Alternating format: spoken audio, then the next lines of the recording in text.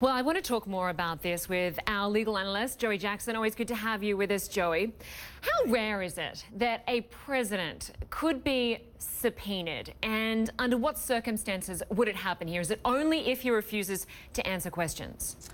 Well, here's how it works. The bottom line is that, yes, it is very rare. We certainly saw that President Clinton, back in 1998, 20 years ago, appeared before a grand jury and answered questions. And we have a general proposition that no person is above the law. So to that extent, the president can be subpoenaed. The real issue is whether or not that would lead to anything of substance. What do I mean? While you do have the legal right and authority to subpoena a president, to the extent, again, that all people are equal, the president not above anyone else would have to answer that, he certainly does not lose the right to his Fifth Amendment, right? The fact is that you could say before a grand jury that I refuse to answer the question under the grounds that it may incriminate me. We never lose our Fifth Amendment right. So the real issue for me is not so much whether he could be compelled to appear in a grand jury. The real issue for me, Linda, is whether or not anything of substance comes out of that. And he just says, I plead the Fifth. Thank you, and have a nice day.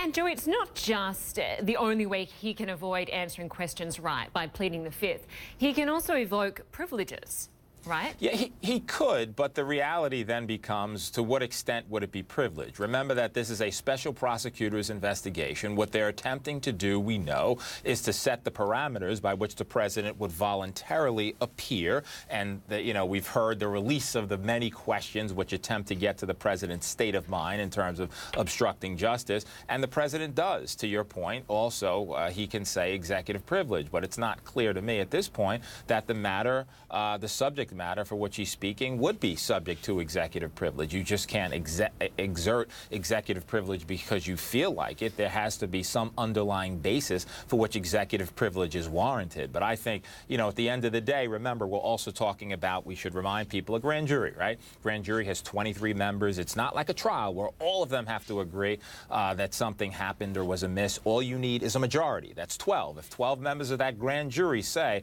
that something happened of a, criminal variety, then there's problems. I think the real problem for the president, though, is his ability to tell the truth. And so I certainly think. And I wanted to get to that.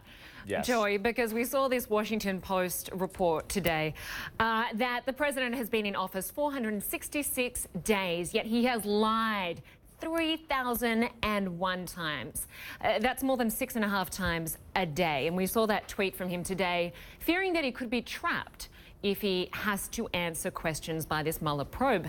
That is a real concern for his team, right? That he could somehow end up telling the truth.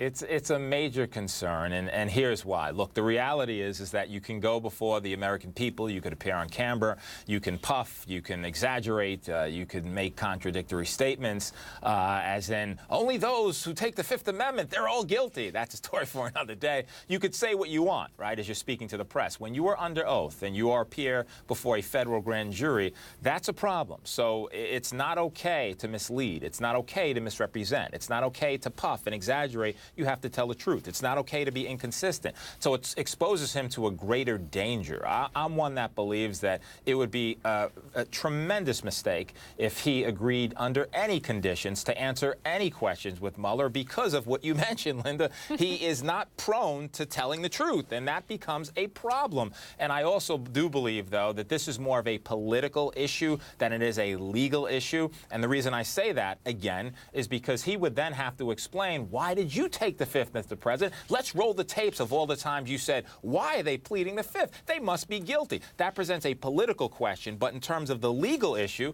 hey, subpoena me. There's authority that I appear before the grand jury, but there's plenty of authority that says when I do, I say nothing. But we also know the president has problems with not saying nothing. Tweets every day, every night. This is why we're here. He gets himself into issues and problems. And so plead the Fifth, Mr. President. Don't answer any questions. That's the safest legal course of action. Good advice. Joey Jackson, good to have you with us from New York. Thanks so much. Thank you, Linda. Appreciate you.